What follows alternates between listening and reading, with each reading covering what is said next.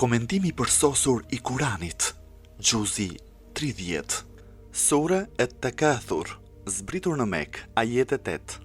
Përmbajtja e surës Et-Takathur.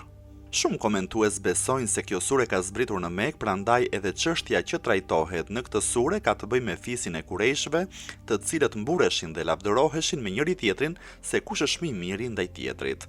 Disa komentues të tjerë midis tyre edhe i ndjeri Tabarsi në veprën Mejmaul Bayan besojnë se kjo sure ka zbritur në Medinë. Përsa i përket çështjes së mburjes që flet surja, i ndjeri mendon se ka të bëjë me jehudët ose me dy fise prej ensarëve. Por duke u bazuar në ngjashmërinë që kjo sure ka me suret e tjera mekase, është më e drejtë që kjo sure të konsiderohet si mekase. Surja së pari flet për rivalitetin e personave, për ofendime dhe fyerjet që i bëjnë njëri tjetrit për shkak të mendjemadhësisë. Më pas flitet për çështjen e ringjalljes të Kiametit dhe të zjarrit të Xhehenemit, në përfundim nëpërmjet pyetjeve rikujton dhe paralajmëron për mirësitë që Allahu na ka dhënë. Emri i kësaj sureje është marrë nga ajeti i parë i saj. Mirësitë e leximit të surës Et-Takathur. Profeti Muhammed, paqja e bekimi i Allahut qoftë mbi të dhe mbi familjen e tij, për mirësitë e leximit të kësaj sureje ka thënë: kushdo që e lexon këtë sure, Allahu nuk do ta marrë në llogari për mirësitë që i ka dhënë në këtë botë, si dhe do ta shpërblejë me shpërblimin sikur të ketë lexuar 1000 ajete.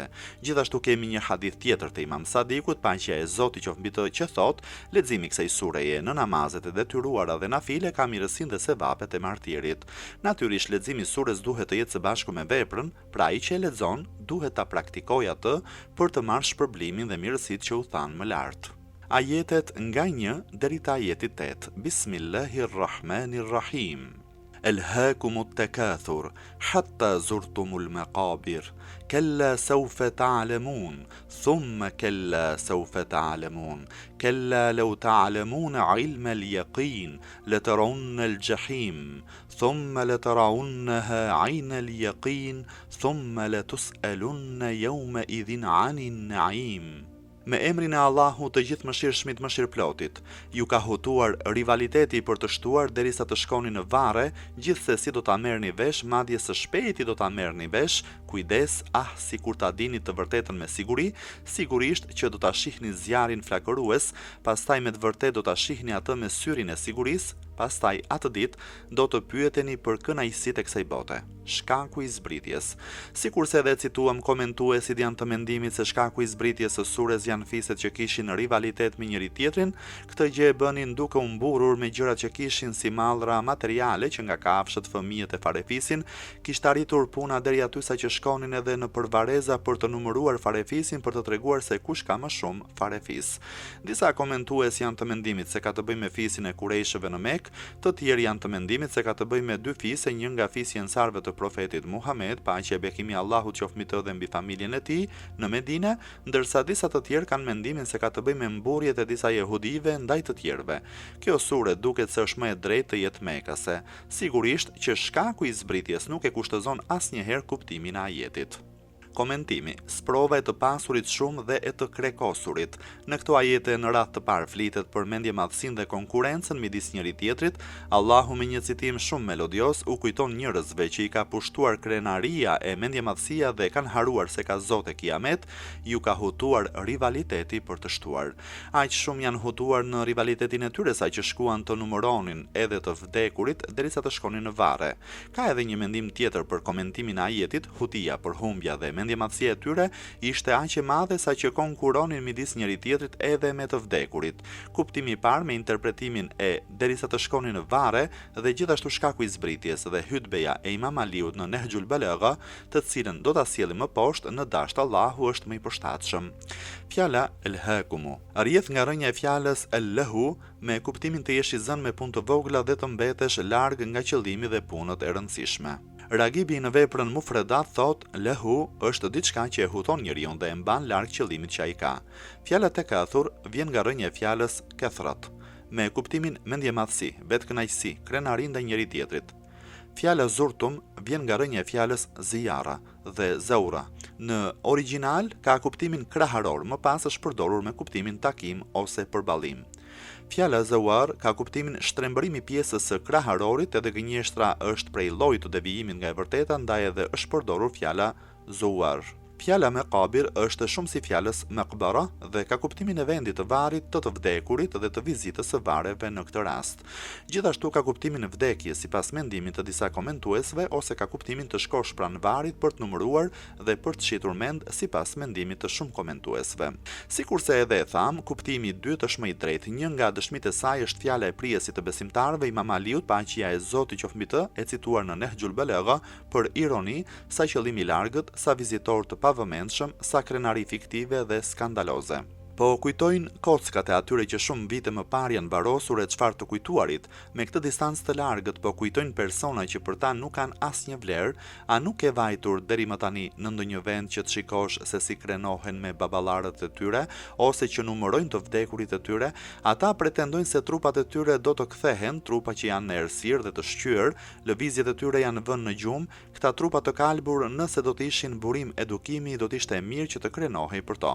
Ajo çka sollëm më lart është një pjesë e hutbes së Imam Aliut, paqja e Zotit qoftë mbi të, aq rënqethës është kjo hutbe sa që Ibn Abil Hadid Mu'tazili thot, betohem në atë që të gjithë popujt betohen në të, betohem në Zot. Se unë këtë hutbe e kam lexuar më shumë se 1000 herë. Sa herë që e lexoja këtë hutbe, zemrën time e përshkonte frika e madhe, për mua gjithë hutbja ishte mësimdhënëse dhe edukative. Në shpirt dhe në gjithë pjesët e trupit tim, ato fjalë më bënin të dridhesha. Nuk ka ndodhur asnjëherë që ato fjalë të mos më kujtojnë vdekjen e të afërmve, shokëve dhe miqve, e të mos mendoj se unë jam sikur Imam Aliu, paqja e Zotit qoftë mbi të, ka këshilluar. Është folur shumë për këtë gjë, unë kam dëgjuar, i kam vënë veshin fjalëve të tyre, por nuk më ka mbetur në mendje dhe nuk ka ndikuar tek unë ashtu sikurse fjala e Imam Aliut, paqja e Zotit qoftë mbi të. Ky ndikim i fjalëve të tij në zemrën time ndoshta buron dhe është nga besimi që ka vet Imam Aliu, paqja e Zotit qoftë mbi të, ose nga niyeti ose nga sinqeriteti i tij. Ai në një tjetër fjalim të tij thotë do të ishte mirë që të gjithë elokuentët arab të mblidheshin e të lexohej për ta kjo hutbe, për elokuencën e prijesit të besimtarëve, paqja e Zotit qoftë mbi të, citon edhe fjalën e Muawijes, por Allahu nuk e ka themeluar kush tjetër elokuencën për kurejshet përveç tij. Kurani në ajetin tjetër i kërcënon ata me këtë fjali gjithsesi do ta merrni vesh. Nuk është ashtu sikurse ju mendoni apo që shisni mend, ju shumë shpejt do të merrni rezultatin e mendjemadhësisë dhe të lavdërimit tuaj. Më pas për të theksuar edhe një herë këtë gjë thotë se nuk është kështu si mendoni ju, shumë shpejt do ta mësoni, madje së shpejti do ta merrni vesh.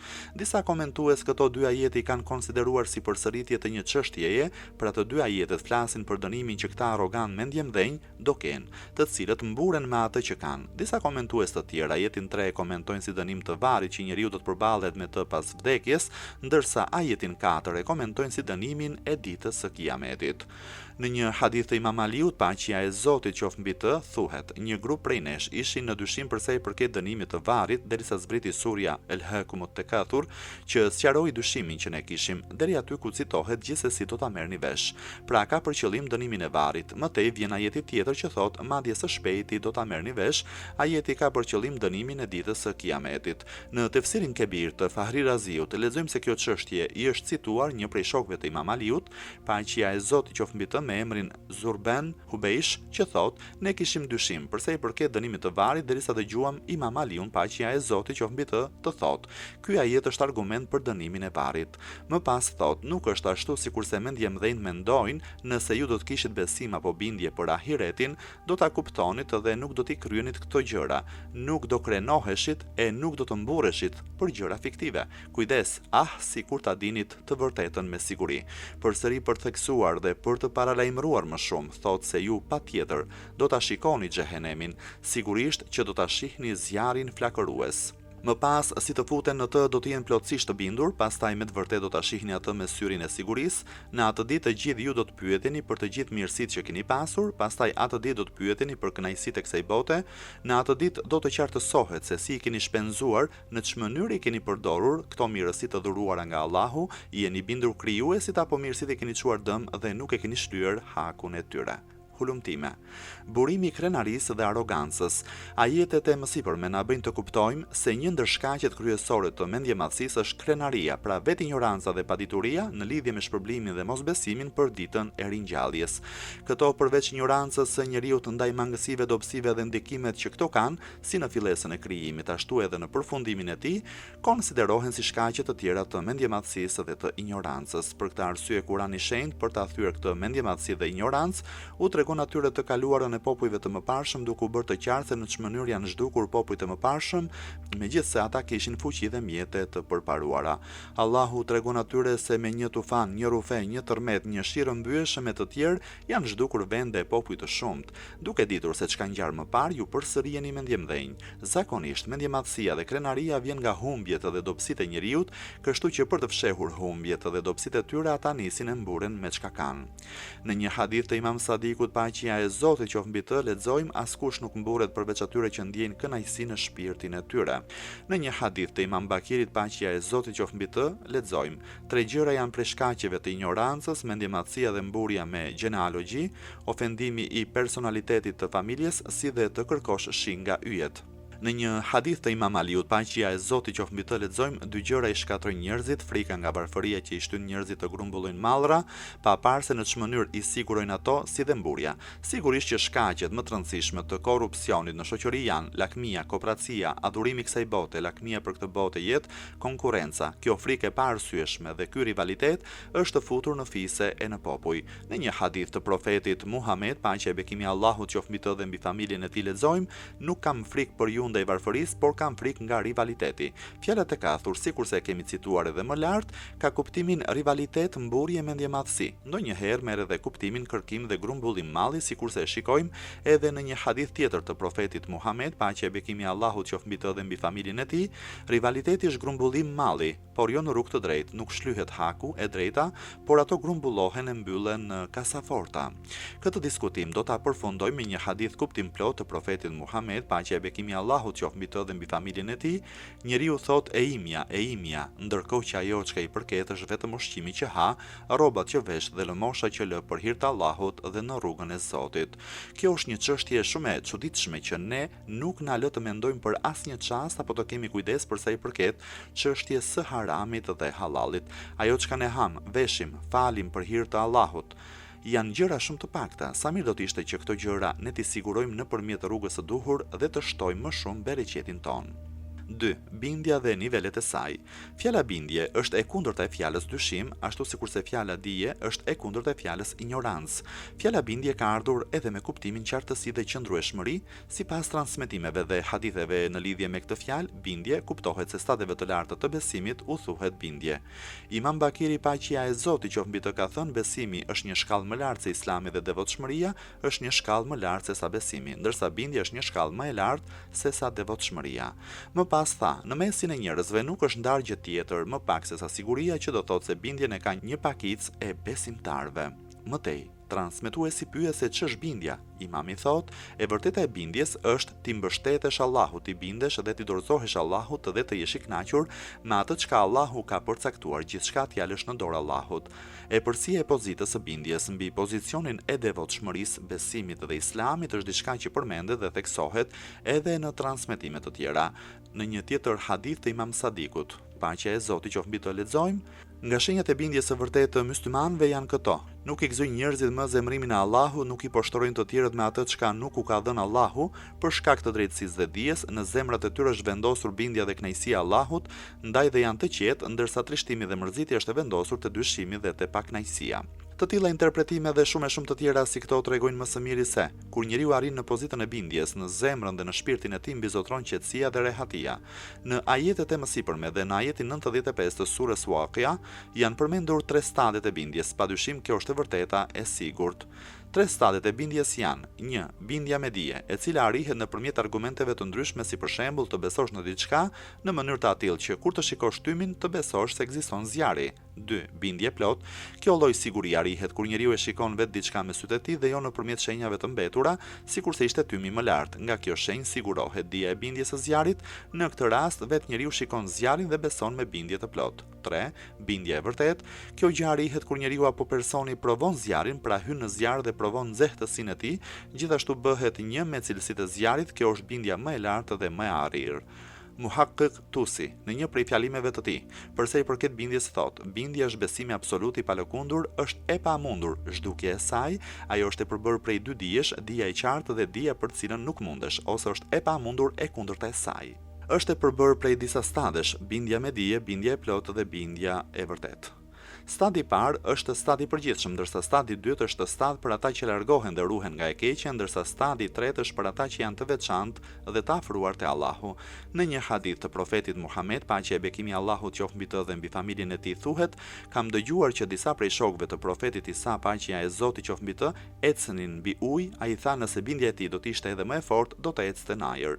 I ndjeri eruditi Tabatabai, pasi citon këtë hadith, shton: gjithçka rrotullohet rreth besimit dhe bindjes që keni ndaj Allahut të madhëruar, si dhe të largoheni nga gjithçka që ju pengon apo ndikon për keq te ju, për të arritur këtë qëllim, prandaj sa më tepër që të rritet fuqia e bindjes ndaj Allahut, aq më të pavlefshme dhe më të panevojshme do të duken gjërat e kësaj bote. Kështu është edhe sekreti i marrëdhënies së bindjes dhe i shfrytëzimit të jashtëzakonshëm në botën e krijimit. 3. Të gjithë do ta shikojnë xhehenemin. Fjalia sigurisht që do ta shihni zjarrin flakërues kumton dy ide. Së pari ka për qëllim shikimin e xhehenemit, ferrit në këtë botë, i cili është për vetë qafirët ose për gjithë gjindët dhe njerëzit, sepse sipas disa ajeteve kuranore të gjithë do të kalojmë pranë xhehenemit. Ndërsa përsa i përket faktit se qëllimi është për shikimin e xhehenemit me zemër në këtë botë, atëherë përgjigjja është me kusht se nëse do të kishit dijen e sigurt, do ta shikonit xhehenemin në këtë botë me syrin e zemrës, sepse ne e dim që xheneti dhe xhehenemi është i krijuar dhe ka ekzistencë të jashtme. Por sikurse e tham edhe më parë, komentimi i parë me ajetet e mëpasshme, të cilat flasin për ditën e Kiametit, është më i përshtatshëm. 4. Për cilat mirësi do të pyetemi në Kiamet? Në ajetin e fundit të kësaj sure e lexuam se të gjithë do të pyetemi për mirësitë e dhëna. Disa komentues këtë gjë e konsiderojnë si siguri, të tjerë mirësitë i konsiderojnë të përfshira në ajet. Imam Aliu, paqja e Zotit qoftë mbi të, në një hadith thotë mirësitë janë hurmat dhe uji i freskët. Në një hadith tjetër lexojmë se Ebu Hanife pyet Imam Sadikun, paqja e Zotit qoftë mbi të, për komentimin e këtij ajeti. Imam Sadiku, paqja e Zotit qoftë mbi të, i përgjigjet: sipas mendimit tënd, çfarë është mirësia? Ai u përgjigj: ushqim dhe ujë i ftohtë. Imami tha: nëse Allahu do të donte të pyeste ty për çdo kafshat që ke ngrënë dhe për çdo pikë uji që ke pirë, atëherë do të duhej shumë kohë që ti të qëndroje aty. Ebu Hanife tha: atëherë cila është mirësia? Jemi ne, ehli bejti, që Allahu nëpërmjet nesh ju jep krijesave të tij mirësi, edhe nëpërmjet nesh ju jep rehati. Pasi ata grinden dhe kanë kundërshtime mes tyre, zemrat e tyre i qetëson nëpërmjet nesh, duke i bërë vëllezër me njëri tjetrin. Pasi ata armiqësohen mes veti, nëpërmjet nesh i ka udhëzuar. Mirësi është vetë profeti Muhammed, paqja e bekimi i Allahut qoftë mbi të dhe mbi familjen e tij dhe Allahu i tij. Komentimi këtyre transmetimeve të ndryshme është i tillë. Fjala naim ka një kuptim shumë të gjerë që përfshin të gjitha mirësitë shpirtërore dhe hyjnore, sikurse është feja, besimi, Islami, Kurani, imamati, si dhe lloje të tjera të mirësive materiale, si të jenë ata personale, si të jenë shoqërore. Por mirësitë që kanë rëndësi më të madhe janë ato të imanit dhe vilajetit, besimi dhe imamati, për të cilat ne do të pyetemi më shumë nëse është shlyer haku dhe e drejta e tyre apo jo. Ndërsa për sa u përket mirësive materiale të cilat citohen në hadith, janë për faktin që të bëhet dallimi midis një mirësie me një tjetër, pra cila është më e rëndësishme. Në të vërtetë është një zgjim që u bëhet njerëzve për sa u përket mirësive që duhet të duan më shumë, për njeriu kjo është një detyrë shumë e rëndë. Si është e mundur që të mos pyeten për këto mirësi, ndërkohë që njeriu t'i është dhënë në përdorim dhe shfrytëzim një pasuri e madhe? Duhet të dihet vlera e saktë për të gjithë ata që të falënderohen e të nderohen si duhet. O Allah, mirësitë tua janë të pafundme, sidomos mirësia e imanit dhe e vilajetit. Na i mbro këto mirësi. O Allah, na bëj prej atyre që ta shlyejmë hakun e të gjithë mirësive që na ke dhënë. O Allah, na i shto mirësitë tua dhe mos i merr kurrë prej nesh. Amin ya rabbal alamin.